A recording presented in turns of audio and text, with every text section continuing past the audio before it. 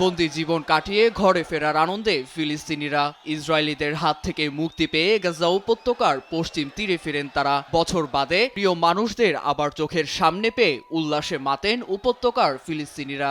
যুদ্ধবিরতি ও বন্দি বিনিময় চুক্তি অনুযায়ী বৃহস্পতিবার হামাস ৮ জিম্মিকে মুক্তি দিলে বিকেলে শতাধিক ফিলিস্তিনিকে ছেড়ে দেয় ইসরায়েলিরা। এর মধ্য দিয়ে শেষ হয় চুক্তির প্রথম ধাপ। ঘরমুখো মানুষদের স্বাগত জানাতে জড়ো হয় পরিবার, বন্ধু ও স্বজনেরা। সৃষ্টি হয় উৎসবমুখর পরিবেশের। সবাইকে কাছে পেয়ে মুক্ত ফিলিস্তিনিদের মন থেকে মুছে যায় অন্ধকার কুঠরির বিভীষিকাও।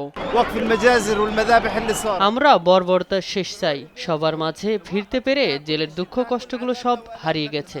আমার মতো বাকি বন্দীরাও মুক্তির জন্য অপেক্ষায় রয়েছে। রেড ক্রস ফিলিস্তিনি আইনজীবীদের অপেক্ষায় রয়েছে তারা। بنتظروا في الحرية بنتظروا في الحرية এদিন জিম্মিদের সঙ্গে মুক্তি পান সশস্ত্র বাহিনী আল আকসা শহীদ ব্রিগেডের কমান্ডার জুবেইদি। পশ্চিম তীরের জেনিনে ইসরায়েলি দখলদাররা থাকায় ঘরে না গিয়ে রামাল্লাতে যান তিনি। তাকে কাছে পেয়ে উচ্ছ্বসিত সবাই। কাঁধে তুলে জানান দেন কতটা আপ্লুত তারা। একই দিন হামাস সামরিক প্রধান মোহাম্মদ দেইফের মৃত্যুর খবর নিশ্চিত করে সশস্ত্র গোষ্ঠী হামাস। ২০২৪ সালের ৭ অক্টোবর ইসরায়েলের হামলার পরিকল্পনাকারীদের প্রধান হিসেবে দেখা হয় তাকে। এর আগে ফিলিস্তিনিদের উপত্যকা খালির প্রস্তাব দেন মার্কিন প্রেসিডেন্ট ডোনাল্ড ট্রাম্প।